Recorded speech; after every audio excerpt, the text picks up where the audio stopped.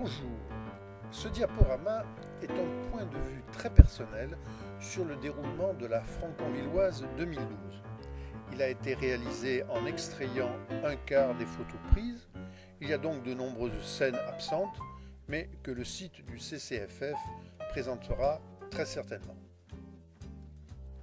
Ma participation a réellement commencé une semaine avant le lancement de l'opération.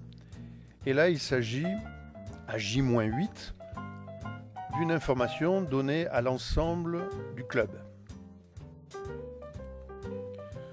Tout ce qui constitue la matière grise du club, c'est-à-dire son bureau, se devait de présenter ce jour-là le projet 2012 au reste des membres du club. Car la Franconvilloise 2012 devait d'être un succès. Cela conditionnait l'image du club, mais aussi, et cela dit entre nous, la qualité des finances du même club. Donc, mission importante. Seulement voilà, la météo reste un élément déterminant du succès. Un beau soleil et vous avez 500 inscrits, une mauvaise pluie, 30 désespérés. 2011 avait connu un temps exécrable et les résultats financiers en avaient pâti, bien entendu. Dans ces conditions, le président a voulu motiver sa troupe pour effacer les plaies financières de 2011. Chacun y a mis du sien dans les limites de ses possibilités, bien entendu.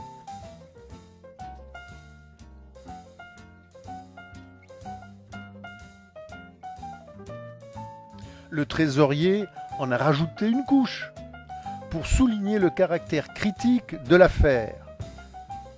Pas de dépenses, des recettes. L'intérêt du discours, bien sûr, se lisait sur la figure des participants. Certains parvenaient même à prendre des notes. D'autres montraient les derniers accessoires mis au point pour le confort des futurs invités. Une fois le projet présenté et amendé partiellement, nous voilà arrivés à la veille de l'événement, J-1, qui est dédié à la mise en place du dispositif d'accueil des futurs inscrits. Grâce à une équipe pleine d'énergie, les choses furent menées à bon rythme. Il y avait ceux qui commandaient et ceux qui exécutaient. Dans ces conditions, avoir de la bouteille prenait un sens particulier. Empiler et rempiler revenaient constamment. Le club se transformait en une véritable ruche. Même les plus petits accomplirent des merveilles. D'autres se préoccupaient de l'état de leurs camarades. Sans commentaire. Mais toujours avec beaucoup de respect et de déférence.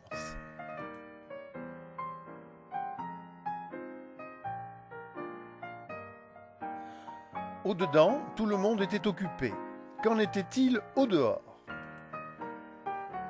Là, le problème était de tirer le meilleur parti des quelques barrières allouées au club.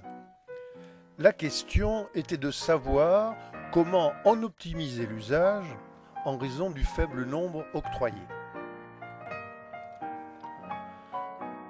Elles doivent servir à la fois de porte-vélo pour les arrivants, de guide pour les conduire au bon endroit et de protection pour les installations. Alors chacun y allait de sa solution. Et quand il s'agit d'en faire des portes calicot, c'est encore un point nouveau à résoudre. Finalement, un consensus s'est dégagé. Je vous avais dit, il y a les exécutants, Il y a ceux qui commandent, mais il y a aussi ceux qui jouent des rôles stratégiques. Le président a fait très fort ce jour-là. Enfin, l'exploit de l'après-midi, ou comment disposer un calicot sans échelle. Regardez bien. Allez, encore un petit effort et c'est gagné. Et quand l'exemple est réussi, d'autres emboîtent le pas. Même les anciens ont leur chance.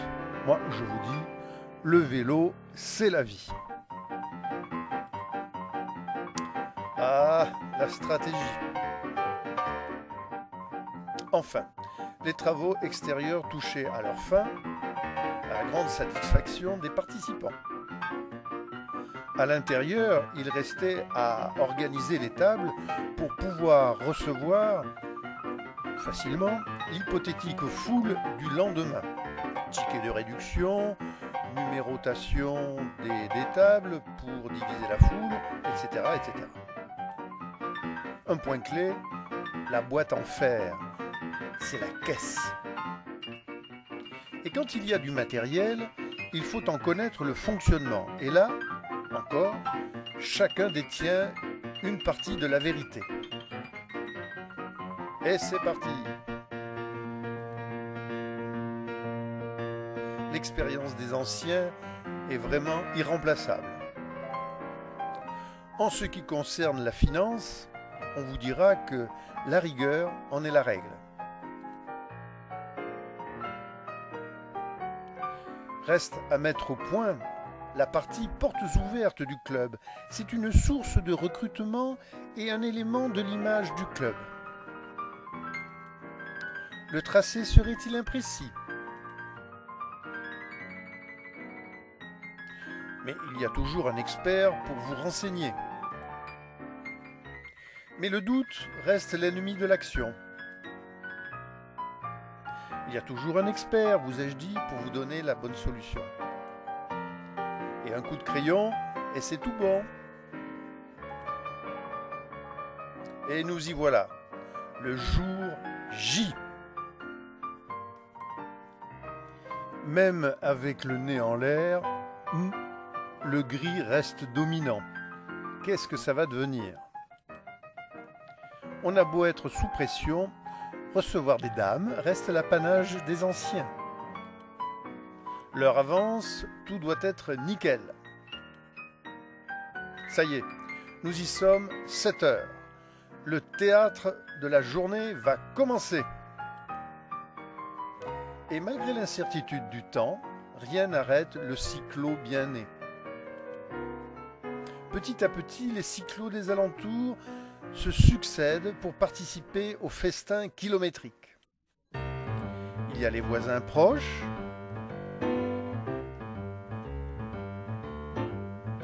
les courageux plus lointains,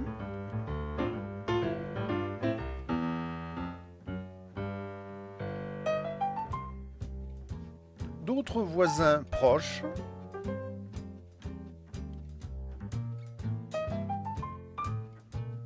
remarquez la qualité du matériel. Par où vont-ils nous faire passer ce coup-ci? Ouh là là! Il y a ceux qui portent des maillots anciens. Poissy serait-ce la porte à côté? Allez les verts, allez les verts, allez!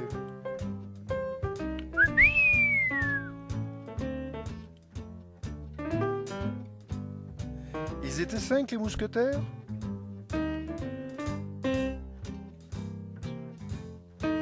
Le pack des courageux de Frépillon. Courageux? Vraiment? Serait-il ici question de stratégie? Maintenant que les grands sont partis, occupons-nous des jeunes qui veulent s'initier au vélo. Y a-t-il un âge minimum pour rentrer au CCFF? Moi, je vous le demande. Mais c'est l'heure du départ, 9 h.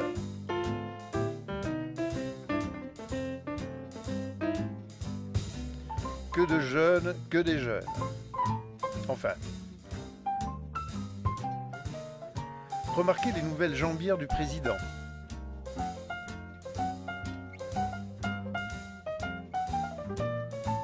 Les voilà partis pour 25 km.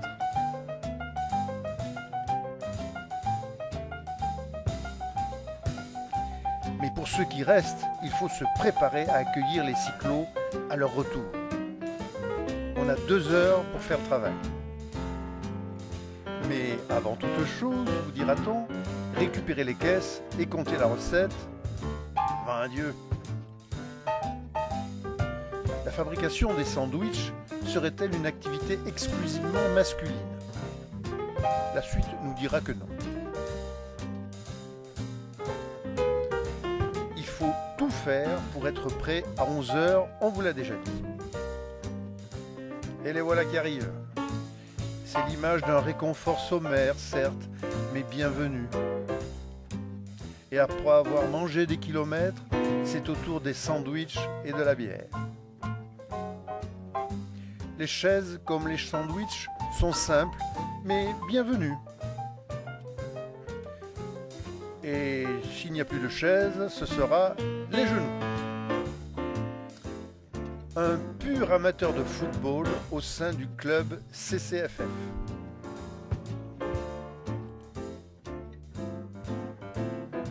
Puis, c'est le temps des récompenses.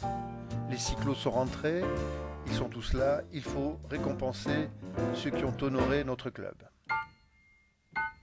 En compagnie, bien sûr, des édiles de Franconville.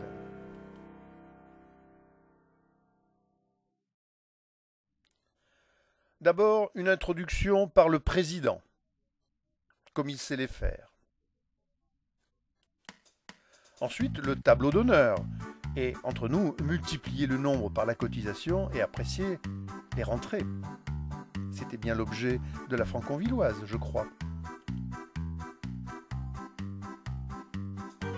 Heights, ça vous dit quelque chose? Un beau shampoing heureux. Des pots shampoing heureux. Frépillon à l'honneur.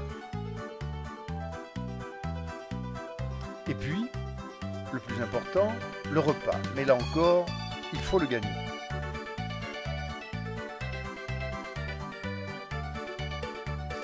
Mais là, tout le monde s'y met. Enfin, presque tout le monde.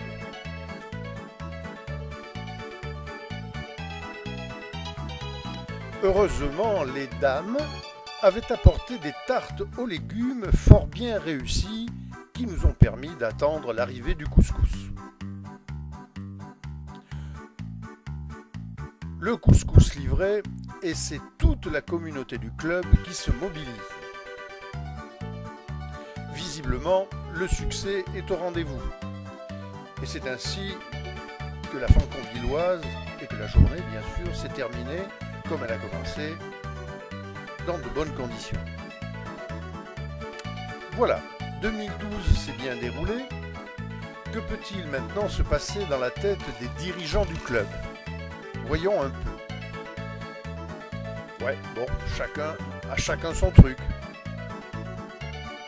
Quant au président, il y a encore quelques mois pour y réfléchir.